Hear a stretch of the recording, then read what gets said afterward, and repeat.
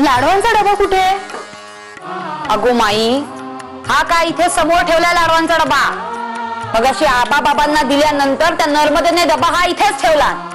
तरी सगळ्यांच्या कानी कपाळी ओढत असते वस्तू जागच्या जागी ठेवा म्हणून, पण शिस्त नावाचा प्रकारच नाही. यांना हवेत लाडू, मी ठेवते डबा जागेवर.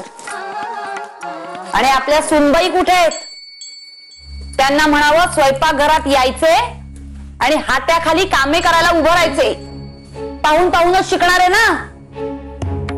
काय आहे कुठे भवानी? देवपूजा करते ती, येईलच इतक्यात. माई, अगं बाई, माई आजीला दूध न्यायचे आहे. अगं पण तू प्यायलीस का? नाही. तू पिऊन घे आधी बरे, मग नेऊन दे आजीस. नको, आजींना औषध घ्यायचं आहे ना. आणि माझी आई म्हणते की औषधाची वेळ आणि मात्रा कधीही चुकवू नये. मी आजीला दूध नेऊन देते. बरे. आणि माई, काय गो?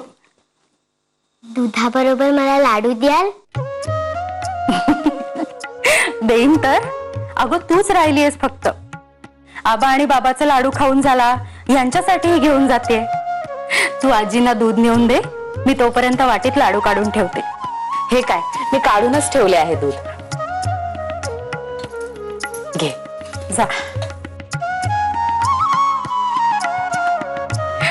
दुर्गाक्का, रमेसाठी पेलाभर दूध आणि 2 लाडू काढून ठेवशील का गो?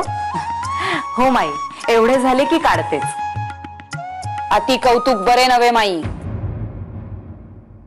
जास्त हुरळून गेलीस तर कधी डोक्यावर बसेल ते कळायचे नाही. हे असेच गोड बोलून बोलून कधी हे सगळे घर ताब्यात घेईल ना, त्याचा नेम नाही हो. ताई, अहो त्या पोरीचं वय ते काय? असे नको ते विचार कशा सांगताय मनात? आलेच मी.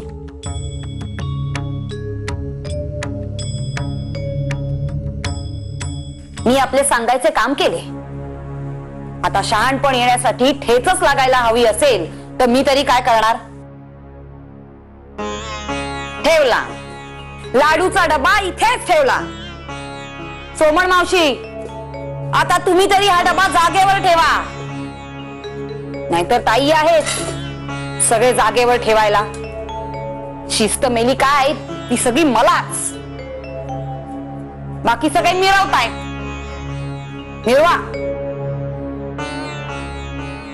माझी यमुना नाही आली. घाबरू नका वहिनी साहेब, यमुना माधव सगळे क्षेम आहेत, काळजी नसावी. मुलगी आनंदात आहे. हो, आम्ही निघालो तो करविरास.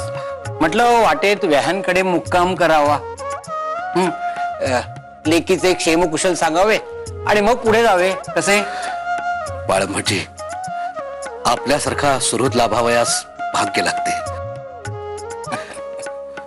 मुलीची आई मुलीच्या भेटीसाठी तळमळत होती. अन्न पाणी गोड लागत नव्हते. आपण लेकीचे समक्ष कुशल सांगून अमृतच दिलेत तिला.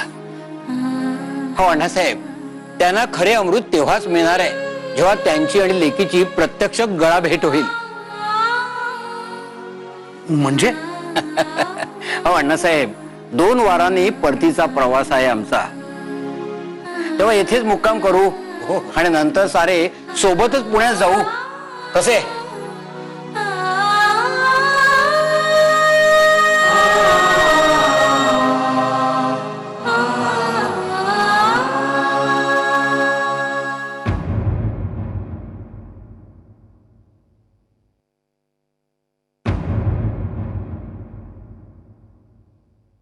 बाळमजी, हे मात्र 16 आणि नेटके बोललात.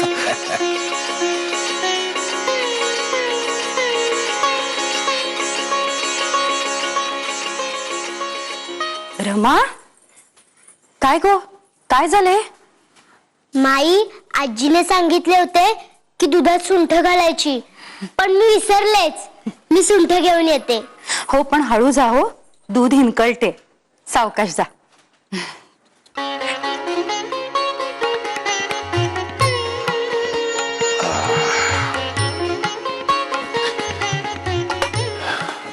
भगवानच येणार.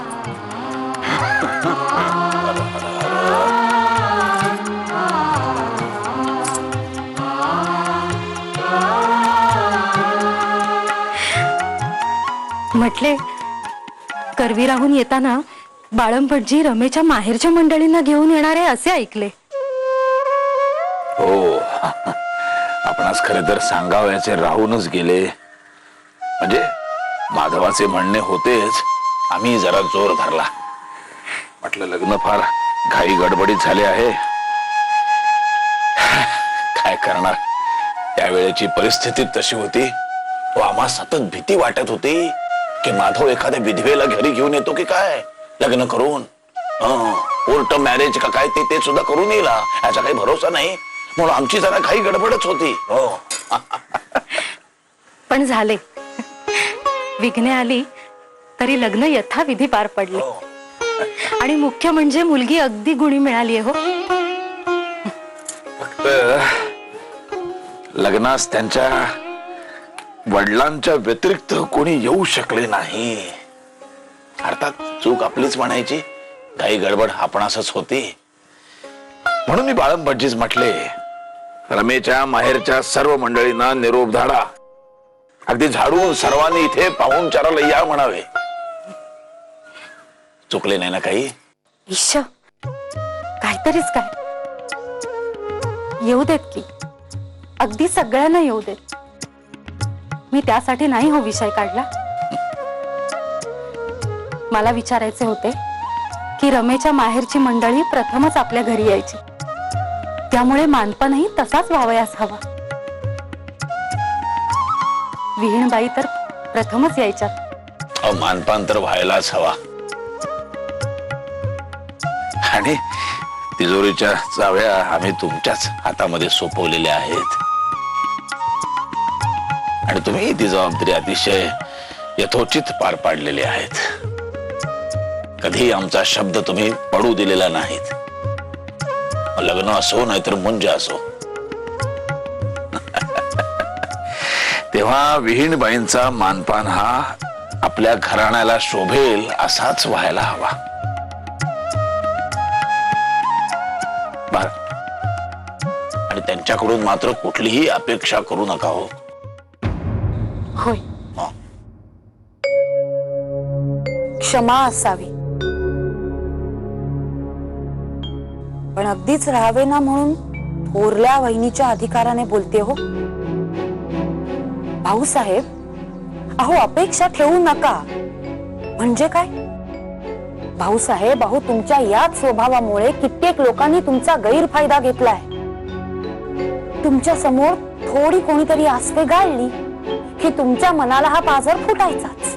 अहो पण हे बघ माई, अगो आजपर्यंत कित्येक लोकांनी यांच्या पैशांवर आपली कर्तव्ये पार पाडली. कित्येकदा तर इतरांना मदत करण्यासाठी यांनी स्वतःच्या नावावर कर्जे काढली. खरे की नाही भाऊसाहेब? खरे आहे वहिनी. आम्ही स्वतः कठीण प्रसंगातून गेलेले आहोत, अनुभवलेले आहे.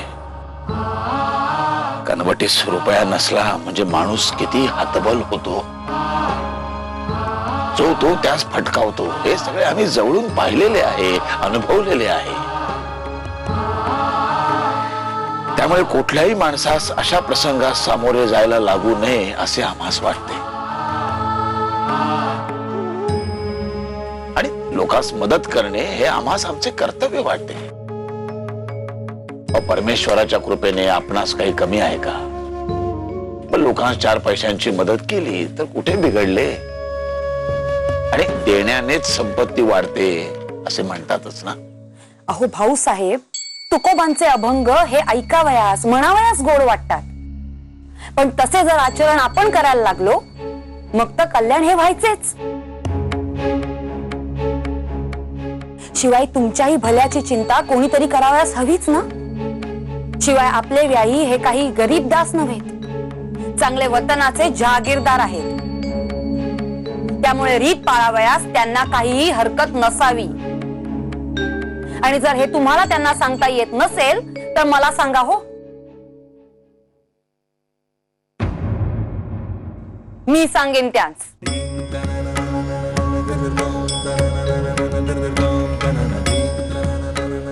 काय ताई मानाने मोठ्या आहेत, त्यांच्याशी बोलणे आम्हास जमत नाही. जरा आपण बोलाल, समजूत घाला त्यांची. काय पाहुणे आल्यानंतर काही अधिक उणे बोललेले आम्हास खपणार नाही. तुम्ही काळजी नका करू, मी बोलते ताईंशी.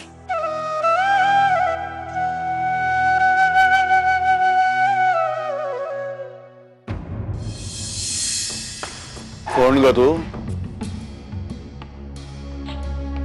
माझे नाव सौभाग्यवती रमा महादेव रानडे. झुले उंच